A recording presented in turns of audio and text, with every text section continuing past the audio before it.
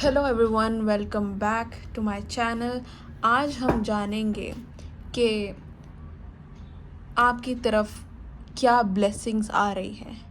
ठीक है, क्या ब्लेसिंग्स आ रही है आपकी तरफ इस साल, यही हम आज जानने वाले हैं। और अगर आपने मेरे चैनल को सब्सक्राइब नहीं करा है तो कर लो, क्योंकि मैं बहुत जल्द, जब 1000 सब्सक्राइबर, अभी दूर है मैं जानती हूँ, लेकिन कुछ भी नामुमकिन नहीं है, हो जाएंगे। ठीक है, थोड़ा मैं और कंसिस्टेंट रहने की कोशिश करूँ, क्योंकि बट देखो, बात है कि आप लोग इंटरेक्ट करो मेरे साथ, कमेंट्स करो, मेरे को मोटिवेशन मिलती है इस चीज़ के लिए, वीडियो बनाने के लिए। तो जितना आप मेरे साथ इंटरेक्टिव रहोगे उतना ही बेटर होगा हम लोगों के लिए, और मुझे भी फ्री रीडिंग्स देने के लिए, है ना। तभी तो दूंगी ना जब रिवॉर्ड कुछ मेरे को ही फील होगा कि हाँ, मेरे सब्सक्राइबर्स मेरे साथ है, एक फैमिली मैंने क्रिएट करी है। तो वो गिफ्ट्स, वो अपने जो मेरे स्पिरिचुअल गिफ्ट्स हैं वो मैं शेयर कर सकती हूँ। और तो आज हम जानते हैं कि आपकी तरफ क्या ब्लेसिंग्स आ रही हैं इस साल। वाह, देखो पहला कार्ड ही जजमेंट है। जजमेंट क्यों है वाह बोल रही हूँ, क्योंकि इसमें एंजल्स दिख रहे हैं ना। एंजल जो है एक तरीके के, ऐसा लगता है कि अनाउंसमेंट करेगा इस चीज़ को लेकर, लेकिन वो क्या चीज़ अनाउंस कर रहे हैं, वो आपकी ब्लेसिंग्स हैं जो अनाउंस कर रहे हैं। बॉटम ऑफ द डेक है 8 ऑफ कप्स, पहला कार्ड है जजमेंट, दूसरा कार्ड है हायरोफेंट, द हायरोफेंट, तीसरा है 7 ऑफ वॉन्ड्स, ओके, चौथा है आपका 4 of pentacles, the hermit, and उसके बाद है आपका 8 of swords. Bottom of the deck है आपका 8 ऑफ कप्स।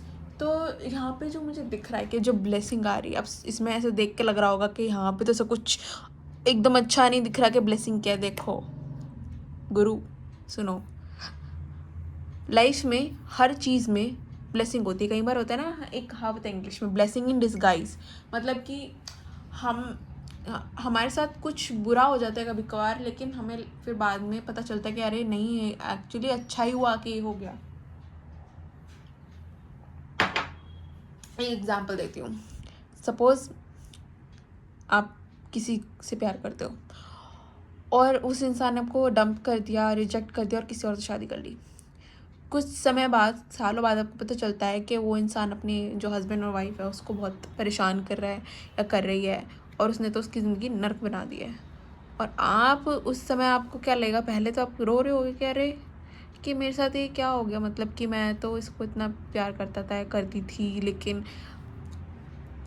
लेकिन इसने तो किसी और को चुन लिया, किसी और से शादी कर ली। तो उस टाइम आप रोते हो, पछताते हो कि ये क्या हो गया मेरे साथ।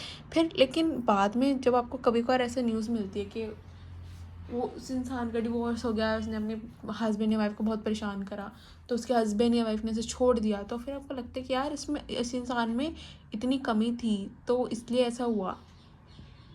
तो आपको लगता है कि आप तो बाल बाल बच गए, भगवान ने आपको बचा लिया। तो यहाँ पे मुझे यही चीज़ दिख रही है कि यहाँ पे कोई ऐसी चीज़ है जिसको आप लेट गो नहीं कर पा रहे, जिसको आप छोड़ना नहीं चाह रहे हो, उसको आपने एकदम कस के पकड़ा हुआ है। ठीक है, आप बहुत डिफेंसिव हो रखे हो इस चीज़ को लेके, आप ओवर थिंक करते हो, आपको लगता है कि मैं, अगर ये चीज़ नहीं होगी मेरे पास तो मैं तो मतलब मैं ऐसा इंसान हो जाऊंगा या हो जाऊंगी कि उसने लाइफ में कुछ अचीव नहीं करा, कुछ हासिल नहीं करा। बस आपको ऐसे लगेगा कि मेरे पास बस स्पिरिचुअल नॉलेज है, बट मटेरियल सक्सेस मेरे पास कभी आई नहीं इस ज़िंदगी में। क्यों आपको ऐसे लगेगा कि मटेरियल सक्सेस, देखो जो लव रिलेशनशिप होते हैं उनको मैं मटेरियल सक्सेस की तरह ही मानती हूँ, क्योंकि वो भी एक तरीके का मटेरियल सक्सेस है। अब आपको लगेगा कि अच्छा, मैंने इतना कुछ करा इस इंसान के लिए, सब कुछ करा, लेकिन इस इंसान ने किसी और से शादी कर ली, किसी और से शादी कर ली, किसी और को चुन लिया, किसी और के साथ रिलेशनशिप में आ गया, कमिटेड रिलेशनशिप, किसी और को इंगेज कर दिया, किसी और को प्रपोज कर दिया। फिर आपको लगेगा कि मैंने इतना सब कुछ किया इस इंसान के लिए, लेकिन बदले में मुझे क्या मिला, अकेलापन। ठीक है, आपको तो ये लगेगा, लेकिन यहाँ पे लेकिन एंजल्स देखो दिख रहा है, एंजल इंटरवीन करेंगे, कोई भी आपके डिवाइन जो स्पिरिट गाइड्स हैं, आपके गार्जियन एंजल्स हैं, है ना, वो जो है वो इस सिचुएशन में इंटरवीन करने वाला है।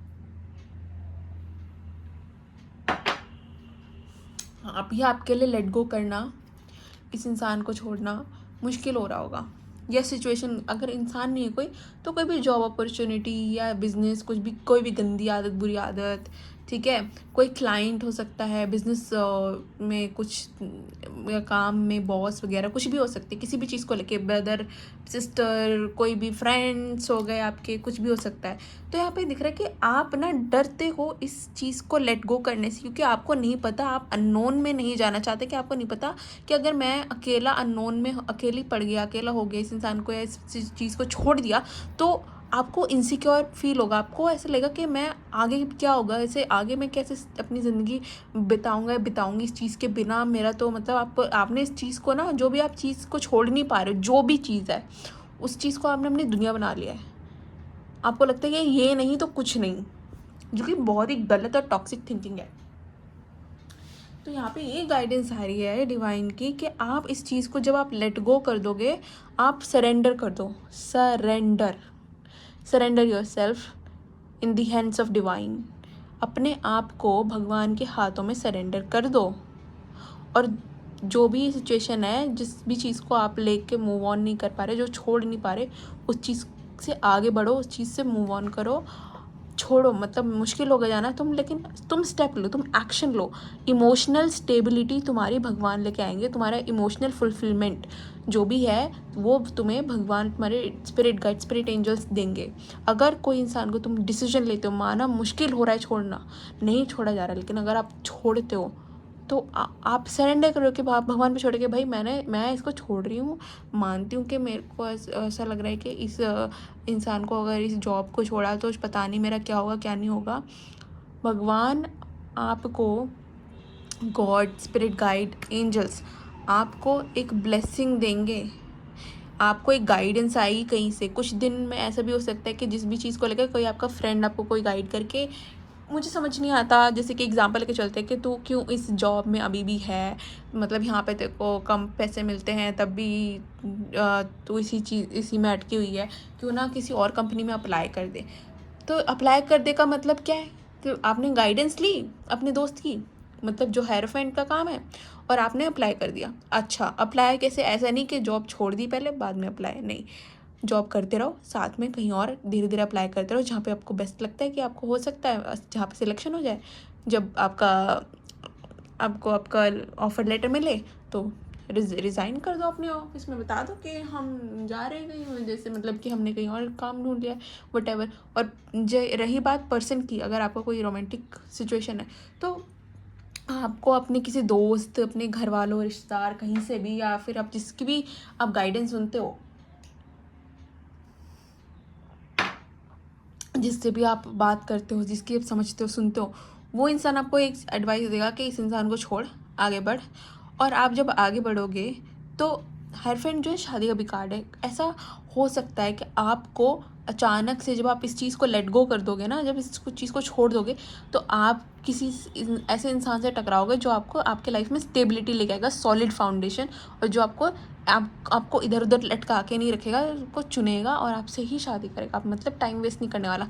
देखो, एक चीज़ मैं कहना चाहती हूँ, जो भी, अगर आप लोगों में से कोई भी किसी रिलेशनशिप में कुछ भी हो, अगर कोई इंसान आपको 6 महीने से ज़्यादा वेट करा रहा है ना शादी के लिए, आप किसी से प्यार व्यार में पड़े, ठीक है, अगर वो इंसान 6 महीने से 1 साल से ज़्यादा हो गया, उसने ना आपको प्रपोज़ किया, ना उसने आपको रिंग दी, ना उसने आपको कमिटमेंट दी, ना उसने आपको अपनी फैमिली से मिलाया, ना उसने आपको शादी के लिए प्रपोज़ कराया, शादी के लिए आपकी बातचीत, आपकी शादी 6 महीने से 1 साल में शादी नहीं हुई, तो वो इंसान आपके साथ टाइम पास कर रहा है। मोस्ट प्रॉबेबली वो श्योर नहीं है आपको लेके, और वो ऐसा भी हो सकता है, बहुत कम ऐसे होते हैं कि जो 2-3 साल बाद, कई सालों बाद कि शादी करें, बहुत से कई बार ऐसे होते हैं कि छोड़ देते हैं। तो आप या तो अल्टीमेटम, तो मैं ये कहूँगी कि आपको किसी के लिए वेट नहीं करना चाहिए। अब आपकी जवानी है जो यूँ जाती है, तो आपने अपनी यूथ, अपने टाइम, अपने अटेंशन को किसी पे वेस्ट ना करके, किसी के लिए वेट ना करके, आप अल्टीमेटम दो कि अगर इस समय तक मुझे ये चीज़ नहीं मिलती है तो मैं इस चीज़ को छोड़ के चले जाऊँगा। थोड़ी स्ट्रेंथ रखो अपने अंदर, थोड़े गुदा रखो, और आगे छोड़ो और इसको बढ़ो। और तुम्हें ऐसा नहीं है कि कोई नहीं मिल सकता, मिल सकता है, मिलेगा, 100% गारंटीड। अगर तुमने माना, ठान ली कि तुम्हें चाहिए कोई इंसान, तो मिलेगा। अब देखते हैं तुम्हारे पास, तुम्हारे लिए माँ काली क्या ब्लेसिंग्स आ रही है, ठीक है। हम देखते हैं माँ काली क्या ब्लेसिंग्स लेके आ रही हैं, दे रही है तुम्हें, ठीक है।